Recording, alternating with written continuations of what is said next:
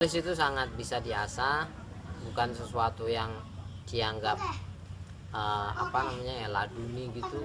Menurut saya mengasah itu lebih penting. Jadi kalau misalkan saya rujuk dari sejarah saya pribadi ya, saya punya orang tua bukan dari penulis, kakek bukan dari penulis. Ini belakang ini rumah kakek. Oh, di Makassar ya. Rumah kakek itu juga bukan seorang penulis, tapi saya kemudian mencintai untuk membaca, yang pada akhirnya saya pengen bisa menulis, dan itu bisa dilatih. Saya latihan, seingat saya 3 tahun latihan Menulis. latihan. Artinya latihan itu gini, belum sampai pada tahap publikasi saya.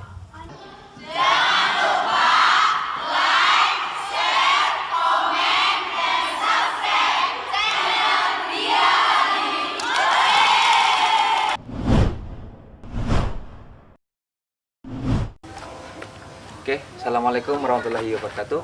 Kembali lagi ke channel kami Bia Hadi. Hari ini kita akan muhadasah santri bersama Ustadz Ma'mun Afani. Gimana sehat-sehat, Ustadz? Alhamdulillah sehat. Ini lagi sibuk apa, Ustadz?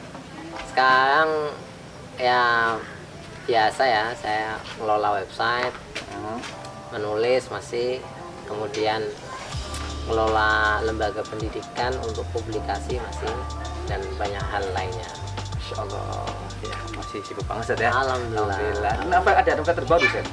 Kalau novel sementara masih belum ya, mungkin sekitar 3 tahun. Yang covernya merah itu? Itu 2 tahun lalu ya. Oh, 2 tahun lalu. Berarti 2 tahun ini belum ada, Ustadz? Belum. Saking sibuknya, Ustadz ya? Ya, kayak gitu. Iya, menulis saja. Menulis itu sendiri menurut antum bagaimana saja menulis itu? Arti menulis buat antum? Menulis itu sebetulnya sebuah ekspresi daripada ide, dari apa yang kita miliki. Menulis itu kan sebetulnya sebuah bahasa daripada seorang pribadi. Apakah kita lebih fasih menggunakan tutur kata atau daya tulis? Kalau misalkan kita lebih enak memang menggunakan menulis, maka ide kita tumpahkan di situ. Nah, hal yang fatal adalah ketika kita tidak memiliki ide tapi ingin menulis, maka yang paling penting adalah menulis itu adalah sebuah ekspresi daripada ide yang kita miliki dan ingin disebarkan kepada orang sebanyak-banyaknya. Jadi dalam tulisan antum itu ada pesannya saja? Harus ada pesan, tidak boleh namanya menulis itu tanpa pesan. Itu hal yang sangat fatal saja. Dan menulis itu memang menyampaikan ide atau pesan itu dari penulis kepada pembaca. Seberapa yakin pembaca akan tulisan kita, itulah keberhasilan dari seorang penulis. Dari sekian banyak novel antum itu kan lebih tema itu ke cinta, Ustaz. Ya. Iya. Kenapa antum mengangkat tema cinta, Ustaz? Tema cinta itu semuanya menerima. Enggak hanya anak kecil, sampai orang dewasa pun menerima tentang tema romantika remaja itu. Tema cinta ini universal sekali. Nah, kita ingin menyampaikan pesan itu di balik kisah cinta. Ketika orang itu melihat kisah, dia akan mengambil sebuah pesan melalui inspirasinya. Nah, disitulah kita kemudian pada akhirnya menjalankan dakwah melalui aspek yang mungkin orang tidak merasakan, tapi ternyata dia kena dengan pesannya. Contoh misalkan, kalau kita membaca novel 29 Juz Harga Wanita karya saya yang nomor ketiga itu, orang akan melihat sosok yang namanya Tony di situ, bagaimana gigihnya. Maka orang ketika membacanya itu dia pengen jadi Tony di situ. Terinspirasi jadi Inspirasi ya. Itulah kemudian mengapa kita masuk dalam aspek menulis saya, terutama dengan tema romantika percintaan. Tapi kan kalau dilihat dari dibaca dari novel antum itu saja, di novel Dosa Wanita, kemudian Kehormatan di Balik Kerudung, ataupun yang ketika ada suku menghafal cinta, itu kan cintanya cinta mungkin bisa dikatakan Islami gitu saja. Nah, bedanya apa Ustaz itu dengan cinta-cinta yang lainnya begitu? Pertama seperti ini ya. Yang kita sajikan adalah cinta, di mana cinta itu biasanya ada unsur religi di situ. Maksudnya unsur religi itu seperti ini, kita tidak bisa mencintai sesuatu apa adanya, ada alasan di situ, ada agama di situ. Itu yang kita aduk-aduk, dan kemudian kita memberikan inspirasi kepada pembaca bahwasanya kalau kita mencintai sesuatu maka ada unsur baik yang kita lihat, ada unsur nilai-nilai religius dari seseorang yang kita lihat. Itu yang menjadi titik poin penting. Kalau hanya sebatas mencintai, cinta itu buta dan lain sebagainya, itu bukan menjadi perhatian utama. Jadi kita membalut kisah cinta itu dengan pesan-pesan yang paling tidak ada unsur religinya. Dan kita harus paham juga, menulis itu kan sesuai dengan segmen. Saya menulis untuk segmen yang usia muda. Anak muda itu tidak bisa kemudian kita berikan nasihat, tidak mudah di situ. Tapi kita berikan inspirasi. Dari situlah kemudian mereka akan mencontoh, kemudian meniru dan lain sebagainya. Kalau misalkan kita tidak berikan contoh yang bagus, maka dia akan mencontoh yang jelek. Nah, itulah kemudian menjadi kewajiban kita sebagai penulis. Jadi menulis tadi juga sarana dakwah gitu ya. Sarana dakwah yang cukup penting di era milenial ini adalah menulis salah satunya. Audiovisual itu juga penting, tapi menulis juga. Karena bagaimanapun juga, kalau audiovisual itu cepat ketangkap, sepemahaman saya, cepat ketangkap, cepat juga hilang. Kalau Anda kemudian melihat sesuatu, mungkin Anda mudah ingat, tapi mungkin Anda juga mudah melupakan. Tapi menulis dengan tulisan itu, ketika kita membaca, dia pelan-pelan akan masuk di otak kita, maka keluarnya juga pelan-pelan. Contoh misalkan, kalau misalkan Ustadz Eko ini membaca novel, ceritanya saya yakin sampai sekarang ada yang keingat. Film belum tentu, kita harus mengulang dan lain sebagainya. Kalau antum sendiri Ustaz, itu ketika menulis itu sebenarnya skill atau itu bisa diasah Ustaz, atau hobi Ustaz? Bisa diasah. Menulis itu sangat bisa diasah, bukan sesuatu yang dianggap laduni gitu. Menurut saya mengasah itu lebih penting. Jadi kalau misalkan saya rujuk dari sejarah saya pribadi ya, saya punya orang tua bukan dari penulis, kakek bukan dari penulis. Ini belakang ini rumah kakek. Rumah kakek itu juga bukan seorang penulis, tapi saya kemudian mencintai untuk membaca, yang pada akhirnya saya pengen bisa menulis, dan itu bisa dilatih. Saya latihan, saya ingat saya 3 tahun latihan menulis latihan. Artinya latihan itu gini, belum sampai pada tahap publikasi setelah itu 3-4 tahun. Saya ingat kok, karena saya mulai menulis itu kelas 3 KMI latihan ya, kemudian mulai publikasi itu kelas 6, publikasi kecil-kecilan. Publikasi betulan yang membuat novel itu saya kuliah semester 2. Itu kan berarti 4 tahun. Latihannya 4 tahun kemudian berpublish. Iya. Dan latihannya tuh bagaimana Ustaz? Misalnya ada kan yang langsung nulis gitu ya, tanpa membaca dulu, langsung hajar aja nulis, nanti nulis gitu, atau bagaimana kalau antum? Saya kebetulan alhamdulillah ya hidup di pondok pesantren. Iya. Di pondok pesantren itu ada namanya ekstrakurikuler. Iya. Kalau di Gontor itu ada namanya Darussalam Pos. Saya masuk di situ, di Darussalam Pos, yang mana setiap seminggu sekali itu kita punya kewajiban untuk menyetorkan tulisan. Nah, setiap seminggu sekali menyetorkan tulisan, pada akhirnya saya terasa. Bayangkan seminggu sekali dalam 1 tahun berapa minggu? Kan banyak. Nah, saya terasa dari situ. Pelan-pelan kemudian saya pada akhirnya bisa diasah kecil-kecil.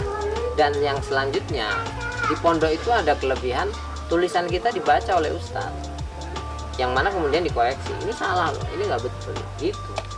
Kalau kita sendirian nggak ada mentornya.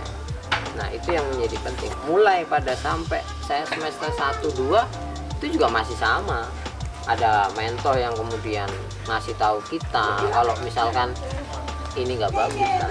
Nah itulah makanya kalau kita menjadi anak pesantren, manfaatkan di situ. Biasanya anak pesantren itu tidak sadar akan kelebihan itu. Baru kemudian ketika dia keluar dia menyadari. Itu salah satu keistimewaan ketika kita nyantri saja ya. Iya, Jadi iya. ada wadahnya, Ada wadahnya. tapi tidak semua santri itu Iya. menyadarinya. Dan yang mahal adalah lingkungan. Lingkungan pesantren itu cukup mahal. Kenapa saya katakan cukup mahal? Bayangkan, ada teman-teman pesantren itu yang sama-sama sholat, yang satu kamar, yang satu asrama, yang sama-sama mencintai tulisan. Kalau Anda di luar nggak bisa itu, susah kita nemukannya. Di mana? Misalkan kita sekolah di SMA misalnya, kita ketemu mereka hanya dari pagi sampai siang. Iya. Iya. Setelah itu pulang. Untuk membuat satu ikatan batin dalam satu hobi itu tidak bisa. Sedangkan di pesantren kita bisa ketemu mereka 24 jam. Bangun tidur kita ketemu mereka. Mau mandi kita bisa ngobrol sama mereka. Artinya semuanya sangat natural sekali dan harus kita manfaatkan. Itu kelebihan santri. Kelebihan pesantren. Ya, semua pondok punya ekskul masing-masing. Punya, saya yakin punya dengan bentuknya masing-masing dan tidak bisa disamakan. Saya menyampaikan Gontor karena memang saya nyantri di sana dan saya yakin kayak pondok-pondok lain juga pasti punya identitas masing-masing. Ketika nulis itu kan pasti ada hambatan atau mungkin ketika dikoreksi sama ustadznya atau mentornya tadi dikoreksi mungkin sampai di coret Ya, kamera sebagainya, ada kendala apa tuh? Sebetulnya kalau menulis karena hobi ya, saya pribadi kan nulis itu memang sebuah hobi. Nah kalau karena nulis sudah hobi, maka ibarat pemain bola itu nggak disuruh main bola, dia nendang bola. Nah ketika kemudian dilatih oleh pelatih seperti itu, yang satu menjadi perhatian itu jangan mudah tersinggung. Itu penting. Saya namanya santri itu kan digoblok-goblokin hal yang biasa. Itu pernah lah, oh iya, sangat contohnya? pernah. Iya, iya. Dibodoh-bodohin hal yang biasa. Nah, ketika kemudian kita dikatakan ini tulisannya jelek ini apa? Ya, kita terima. Nah, itu juga menjadi hal yang penting. Di pondok itu ada istilah dan ada tradisi namanya mengabdi. Mengabdi itu menjadi unsur kalau salah mau disalahkan, kalau goblok mau digoblokkan, kalau misalkan kita salah lagi mau dihukum. Kita pasti ingat ya kisah bagaimana ada santri itu mau masuk pondok tapi disuruh ngulas kolam beberapa kali. Nah, sama kita juga gitu. Kita hanya meyakini saja, pokoknya Ustadz ini pasti ngasih sesuatu yang baik ya. Lah, karena punya keyakinan itu akhirnya menjadi baik betulan. Lain kalau misalkan kita nggak punya keyakinan, pada akhirnya jadi nggak baik. Itulah makanya saya katakan menjadi santri itu mahal. Mahal itu karena lingkungan, karena ada ustadz di situ, ada tradisi dan sesuatu hal yang lain yang kadang memang karena santri itu masih usia SMP, SMA tidak melihat. Iya. Antum juga sekarang juga lagi ngambil doktoral, jadi kan untuk ilmiah juga jalan. Apakah itu tidak menghambat? Pertama, doktoral saya lagi off dulu ya karena kegiatan yang begitu saya padat, jadi saya belum bisa, tapi cita-cita itu masih ada. Nah, terkait dengan tulisan yang antara ilmiah dengan fiksi, itu dua-duanya bisa. Hanya saja gini, jangan sampai kita belum fase dalam melaksanakan menulis salah satu aspek, tapi kemudian kita ingin berpindah ke jenis yang lain. Contoh, kalau kita ingin menguasai banyak jenis tulisan, kuasai dulu lah satu tulisan. Misalkan kita menguasai menulis fiksi, maka sampai hatam lah. Kalau di pesantren ya sampai alfiahnya hatam, baru nanti kita belajar yang lain. Nah, itu seperti itu juga berlaku di dalam tulis menulis. Nah, ketika sudah maka berpindah itu bisa. Artinya teori yang satu itu sudah lengket, pindah ke yang lain. Nah, biasanya kelemahannya itu yang satu belum begitu matang, dia udah pindah yang dilahap semua ya, gitu ya. iya. Jangan ya. Ya, dan tadi antum kalau kita melakukan suatu karena hobi, ya itu kan kita akan mudah gitu ya. Berarti ini yang bermana sih? Do what you love or love what you do? Do what you love, love. you do. Kalau menurut saya dua-duanya betul. Hanya seperti ini. Pertama, langkahnya adalah do what you love. Itu. Jadi kita lakukan apa yang kita sukai. Itu dulu. Nah, kalau sudah melakukan apa yang kita sukai, maka pada akhirnya love what you do. Pada akhirnya kita mencintai apa yang kita lakukan. Berarti pertama itu jangan rebahan dulu ya. Oh. Kerja dulu ya. Jangan, Praktik dulu ya. jangan. Baru nanti akan timbul kecintaan dari situ ya. Betul. Itu penting menurut saya. Iya, iya. Dan novel yang menurut antum paling bagus kan antum tahu? Sama. Jangan semuanya lah ya. Yang kiranya antum puas dengan novel itu saja. Menurut saya ini ya. Ya tapi ada beberapa yang menurut saya cukup luar biasa ya. Di antaranya itu 29 Juz Harga Wanita. Kemudian Cemburu di Hati Penjara Suci itu menurut saya luar biasa. Sama Kehormatan di Balik Kerukunan. Ya menurut saya itu 3 yang cukup fenomenal. Meskipun setelahnya juga banyak yang bagus, banyak yang menyukai juga. Tapi kalau ditanya mungkin itu. Kalau kenapa saya nggak akan jawab. Satu novel yang diangkat ke film, Zat. Oh, kenapa nggak disebutin, Zat? Oh, itu saya sebut ya, Kehormatan di Balik Kerukunan. Oh iya tadi itu. Itu apakah karena diangkat film kemudian jadi istimewa atau Enggak, itu dari dulu memang istimewa karena ceritanya memang ya. Ceritanya menurut saya cukup sulit untuk saya tulis karena saya masih belum menikah tapi menulis tentang poligami. Ya, itu kan hal yang cukup sulit sekali.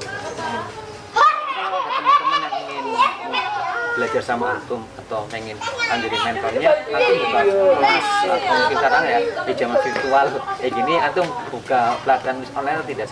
Buka, cuman kadang-kadang hanya bertahan berapa lama gitu akhirnya off. Oh, gitu. Karena menulis itu bukan sesuatu yang menyenangkan kalau untuk belajar itu. Ya. Enggak begitu. Tapi kalau ada yang mau bisa kontak di nomor ini. Oh gitu ya. Ya, bisa nanti ngubungin sesuatu antum lah ya. Iya. Ya, bisa terakhir Ustaz. Ya. Mungkin sampaikan pesan-pesan untuk teman-teman santri yang saat ini mondok ataupun yang belum mondok Ustaz. Pertama, dunia pesantren itu sudah jauh berbeda dengan zaman dulu. Maksudnya berbeda itu gini, dulu mindsetnya orang tua itu masuk pondok mau jadi apa. Kalau sekarang sudah berbeda. Kalau ingin jadi sesuatu, maka salah satu pilihannya adalah masuk pesantren. Sekarang sudah sama. Artinya adalah kalau kita sebagai personal kita masuk pesantren, dukungannya banyak. Itu yang pertama. Yang kedua, kalau Anda berada di pesantren, buanglah pikiran jauh-jauh bahwasanya Anda berada di satu tempat yang di tengah sawah, kayaknya sendirian, kayaknya terputus dengan dunia luar dan lain sebagainya. Jangan seperti itu berpikirnya. Kita harus ingat yang namanya pendekar. Zaman dulu ya, pendekar itu kan masuk dalam dunia persilatan, tapi dia harus berburu dulu dan menyepi di satu tempat. Nah, yang paling penting itu belajar jurusnya sampai hatam. Nah, itu kadang santri itu nggak sabar, pengennya masuk dunia persilatan, jurusnya belum lengkap. Bahkan dari 30 jurus baru punya 1 jurus sudah sombong. Nah, paling tidak dapat 25 lah jurusnya atau 20 lah. Nah, maka seperti itu. Kalau Anda mengatakan aduh nggak nyaman, sepi, wajar lah, namanya juga lagi di tempat ya. Seperti pemain bola itu kalau dia mau pertandingan kan latihannya cukup berat. Coba bayangkan pertandingan bola itu hanya 2 kali 45 menit, tapi latihannya 1 tahun. Ya begitulah kita. Mungkin itu pesan saya. Ya, terima kasih Ustaz waktunya. Ya. Mudah-mudahan sehat semuanya. Amin. Bapaknya juga Amin. semoga. Amin. nanti bisa satu lagi bisa ya. Siap. Ya, ini teman-teman, kalau kita sudah banyak kabar wadah bersama Bang Afani, semoga bermanfaat ya. Jangan lupa like, share, dan subscribe channel kami Yadi ya. Hidup semangat, hidup sehat, hidup manfaat, sukses dunia akhirat. Terima kasih. Assalamualaikum warahmatullahi wabarakatuh.